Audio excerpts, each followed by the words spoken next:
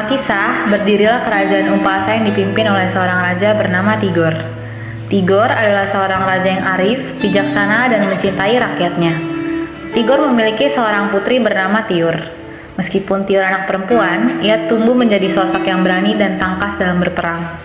Ayahnya sangat menyayangi Tiur, meskipun Tiur hanya seorang anak perempuan.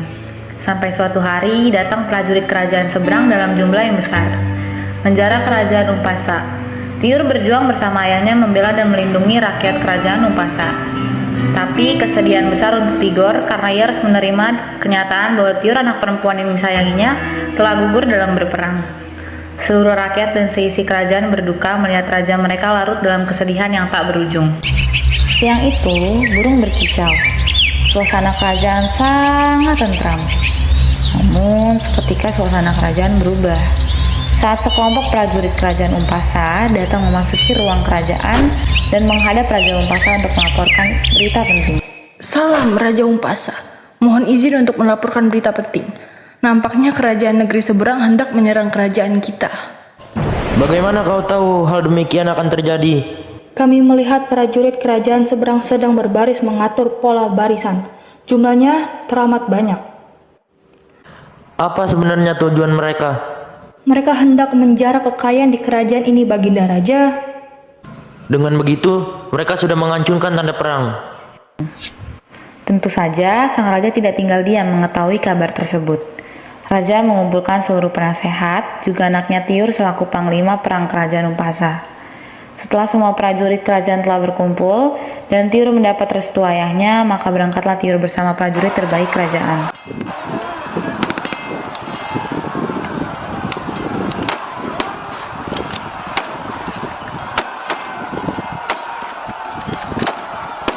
Apa latar belakang kalian ingin menjarah harta kekayaan kerajaan kami? Jangan mengundang permusuhan. Kerajaanmu ialah kerajaanmu, kerajaanku ialah kerajaanku. Janganlah serakah kalian. Kami dengar kerajaan kalian memiliki banyak emas dan minyak, dan kami tertarik untuk memilikinya. Lagi pula, kami punya banyak pasukan untuk mengalahkan kalian. Sebaiknya kalian menyerah secara baik-baik sekarang. Aku bersumpah atas nama ayahku dan seluruh rakyatku untuk tidak membiarkan kalian masuk ke dalam kerajaan Umpasa. Sebaiknya kalian kembali sekarang atau kalian akan menyesal. Cih, pantang bagi kami untuk kembali tanpa membawa pulang emas dan minyak kalau kalian tidak membiarkan kami masuk. Artinya, hari ini kalian harus mati. Pasukan, serang! Kita rebut apa yang bisa menjadi milik kita. Matahari tepat berada di atas kepala. Terjadi peperangan yang sengit antara kedua kerajaan itu. Hingga akhirnya kerajaan Umpasa dapat menaklukkan kerajaan Yordan. Namun, sang sosok prajurit yang tidak diketahui menusuk Tiur dengan pedang yang sangat runcing. Panglima, tertancap pedang. Cepat, beritahu kepada raja sebelum kita mati di tangan mereka. Sementara itu, Raja Umpasa merasa khawatir dan hatinya tidak tenang. Sesekali ia menengok keluar istana untuk melihat apakah ada kabar tentang putrinya. Bagaimana nasib putriku? Apakah dia akan baik-baik saja? Sepulangnya dari peperangan sengit yang berakhir kacau, Raja masih duduk dan menunggu kabar dari tabib kerajaan yang mengobati putrinya. Berapa lama lagi? Semua pelayan serta pengawal Raja hanya bisa terdiam mendengar betapa khawatirnya sang Raja akan keadaan putri sematawayangnya. Beberapa lama kemudian, tabib kerajaan datang memasuki singgasana. Raja langsung menghampiri tabib dengan tatapan penuh harapan. Baginda? Tanpa suara, tabib itu bersujud pada sang raja. Detik itu Raja tahu, ia tidak akan bertemu putrinya lagi mulai sekarang dan selama-lamanya. Kesedihan semakin terukir di wajah Raja. Ia terdiam berdiri seperti patung, sementara seisi kerajaan tidak tahu apa yang harus diperbuat. Sudah berbulan-bulan sejak kepergian Tuan Putri yang dimana adalah panglima perang kerajaan, sang raja masih terkurung dalam belenggu kesedihan.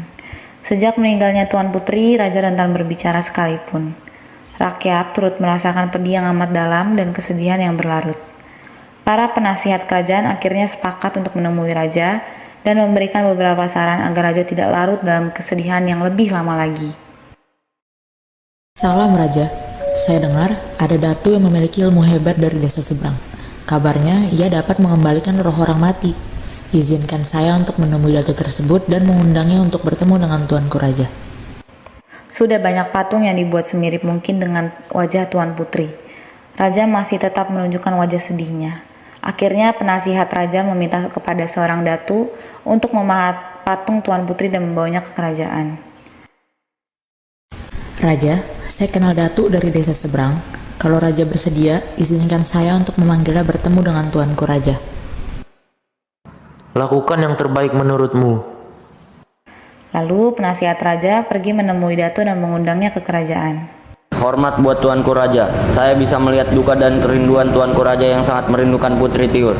Saya bisa membuat jiwa Tuan Putri hidup kembali. Mustahil.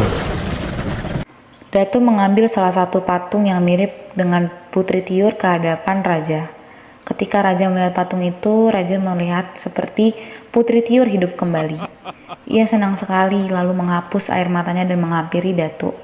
Saya berjanji akan kembali membawa Tuan Putri. Saya membalas budi karena Putri Tiur sudah menyelamatkan nyawa istri saya. Lalu Datu segera pergi didampingi oleh prajurit ke tugu tempat dikuburnya Tiur sang putri.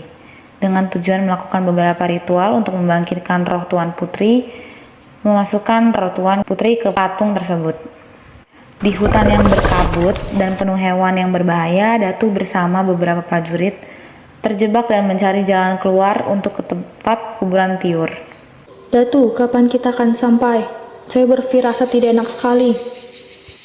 Dan bersiaga saja jika ada suatu hal yang membahayakan kita. Bukan itu, Datu. Saya merasa ada yang memata-matai kita. Omong kosong, sudahlah jangan banyak berbicara. Di tengah malam yang sunyi dan dingin membuat Datu dan para prajurit yang mendampinginya nyasar di perjalanan. Datu, bukankah kita sudah melewati jalan ini kedua kalinya?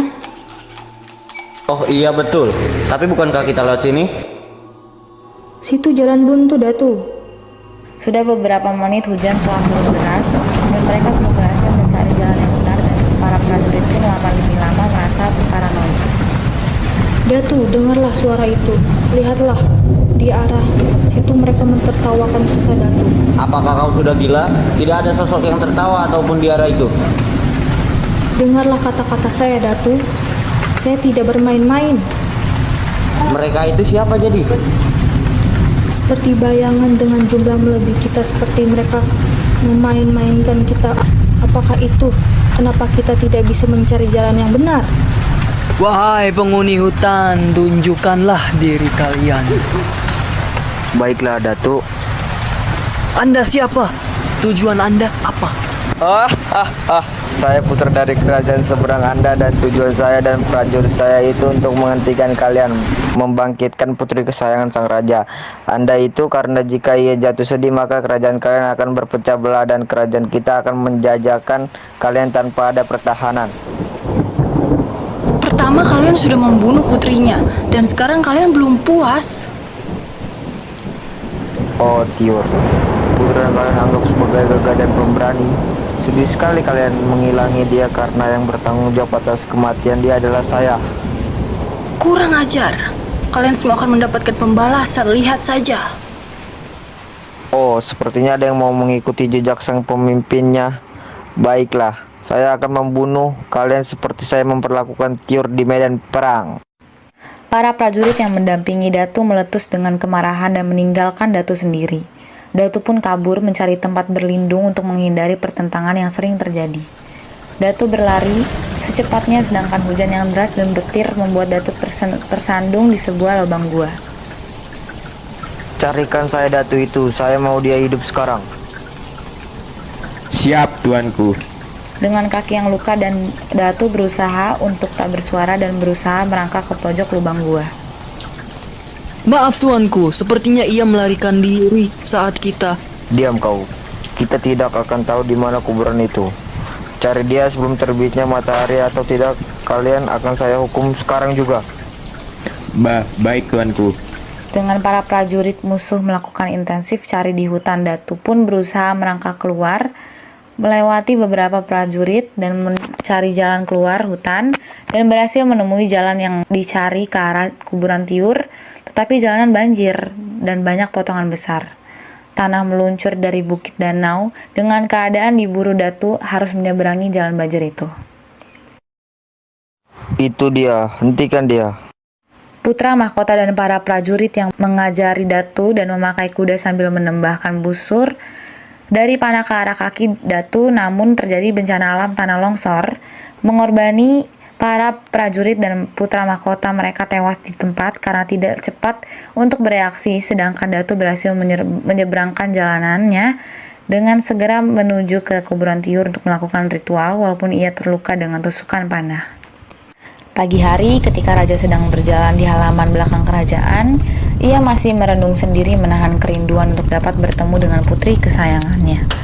Lamunannya diboyarkan karena penasihat kerajaan datang menemuinya. Tuanku Raja, Datu telah datang. Bagaimana? Apakah kau datang untuk menepati janjimu? Iya Tuanku Raja, Tuan Putri sudah pulang. Datu membuka pintu lebar-lebar dan memperlihatkan kepada raja patung yang bergerak menyerupai Tuan Putri. Patung tersebut mirip sekali dengan Putri Tiur. Matanya seperti menyala, tubuh patung terasa sangat hangat, dan gerakannya sama seperti Putri Tiur ketika pulang dari medan perang dengan kemenangan. Raja langsung menghampiri patung itu dan memeluknya. Ia meneteskan air matanya. Tidak terpikirkan olehnya bisa bertemu dengan putrinya sekali lagi. Raja senang karena bisa merasakan putrinya hidup kembali. Akhirnya seluruh kerajaan dan rakyat merayakan kembalinya kebahagiaan Raja Tigor bersama dan berpesta sambil menari. Sedangkan Datu tidak ada seorang pun yang tahu keberadaannya. Namun kabarnya Datu meninggal tidak lama setelah ia melakukan ritual memindahkan roh putri Tiur ke dalam patung.